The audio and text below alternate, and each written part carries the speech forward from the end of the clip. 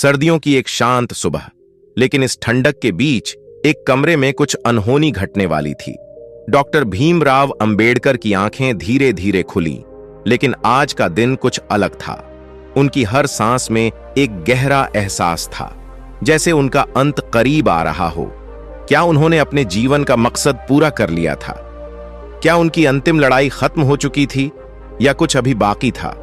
उनकी आंखों में एक अजीब सी शांति थी, मगर उनके मन में उठ रहे सवालों की आंधी को कोई नहीं देख सकता था।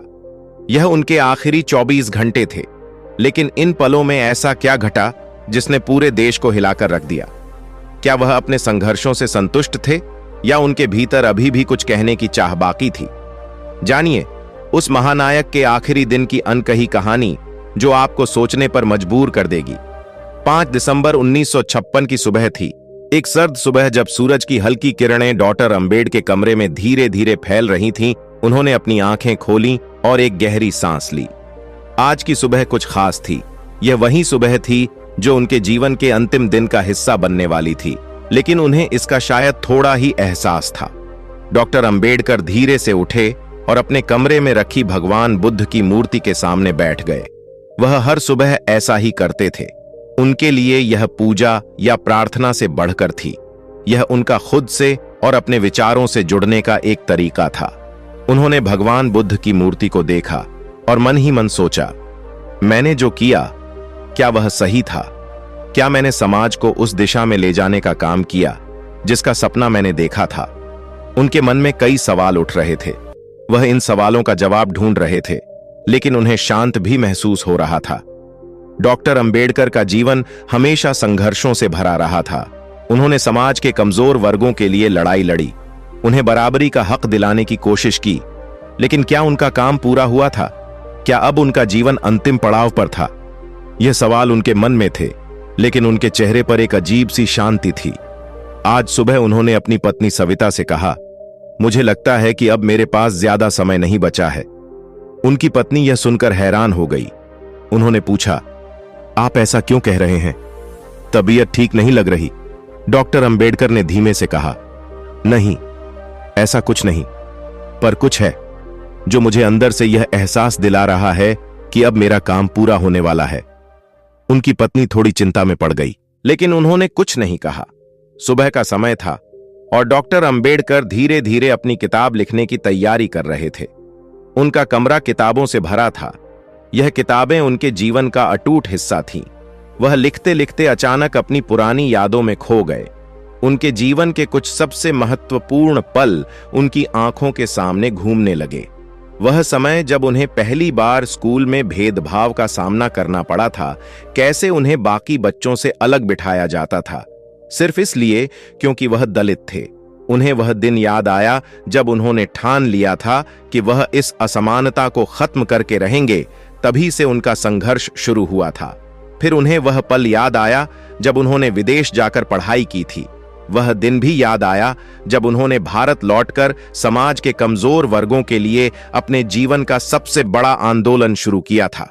वह खुद से कहते थे, यह समाज बदल सकता है अगर हमें शिक्षा और अधिकार मिले। उनकी यह सोच उनके जीवन का सबसे बड़ा उद्देश्य बन गई थी। हमने समाज को एक नई दिशा दी है। उनकी पत्नी ने उन्हें दिलासा दिया, आपने समाज के लिए जो किया वह अमूल्य है। लोग हमेशा आपको याद रखेंगे। डॉक्टर अंबेडकर ने हल्की मुस्कान दी, लेकिन उनकी आंखों में कुछ छिपा हुआ था, जैसे वह कुछ और कहना चाहते हो पर कह नहीं पा रहे थे। यह समय उनके जीवन के आखिरी दिनों का था और वह इसे अपने परिवार के साथ बिताना चाहते थे। उनकी पत्नी और परिवार ने उन्हें हमेशा साथ दिया था और आज भी वह उनके पास थे। लेकिन डॉक्टर अंबेडकर के मन में एक अजीब सी बेचैनी थी। शायद उन्हें इस बात का एहसास हो रहा था कि उनका जीवन अब अंतिम पड़ाव पर पहुंच चुका है। शाम का समय हो गया था। डॉक्टर अंबेडकर ने अपने लिखने का काम पूरा किया और अब थोड़ी देर के लिए आराम करने का फैसला किया। वह भगवान बुद्ध की मूर्ति के सामने बैठे। यह उनकी दिनचर्या का हिस्सा था, लेकिन आज का दिन थोड़ा खास था। आज वह बुद्ध की शिक्षाओं में और भी गहराई से खो गए थे। डॉक्टर अंबेडकर के लिए भगवान बुद्ध के विचार सिर्फ धर्म से जुड़े नहीं थे, बल्कि एक जीवन जीने का मार्गदर्शन थे। उन्होंने हमेशा बुद्ध के समानता, करुणा और सच्चाई के सिद्धांतों को अपने जीवन में अपनाया था। आज वह बुद्ध की शिक्षाओं पर चिंतन कर रहे थे। उनके मन में कई सवाल उठ रहे थे। क्या समाज अब उस दिशा में जा रहा है जिसका सपना मैंने देखा था? क्या मैंने अपने जीवन का मकसद पूरा किया? वह इन सवालों के जवाब ढूंढ रहे थे। बुद्ध के विचार उन्हें हमेशा शांति देते थे। आज भी जब उनका जीवन अंतिम पड़ाव पर था, वह बुद्ध की शिक्षाओं में अपने लिए सांत्वना ढूंढ रहे थे। उनके चेहरे पर एक गहरी शांति थी, जैसे उन्होंने अपने जीवन के संघर्षों का जवाब पा लिया हो। रात हो चुकी थी, बाहर अंधेरा था और डॉक्टर अंबेडकर का शरीर थकान से भर चुका था। उन्होंने अपनी किताब का आखिरी हिस्सा लिख लिया था। यह उनकी सबसे महत्वपूर्ण किताबों में से एक थी, बुद्ध और उनका धम्म। इस किताब में उन्होंने भगवान बुद्ध के विचारों को समझाने की कोशिश की थी। उनके चेहरे पर एक संतोष था, जैसे उन्होंने अपने जीवन का सबसे बड़ा काम पूरा कर लिया हो। लेकिन उनकी थकान उनके शरीर पर साफ नजर आ रही थी। उन्होंने अपनी पत्नी से कहा, अब मुझे आराम की जरूरत है। उनकी पत्नी ने उन्हें बिस्तर पर लिटा दिया और खुद उनके पास बैठ गई। डॉक्टर अंबेडकर की आंखों में हल्की सी बेचैनी थी। शायद उन्हें अंदर से एहसास हो रहा था कि अब उनका अंत समय नजदीक है।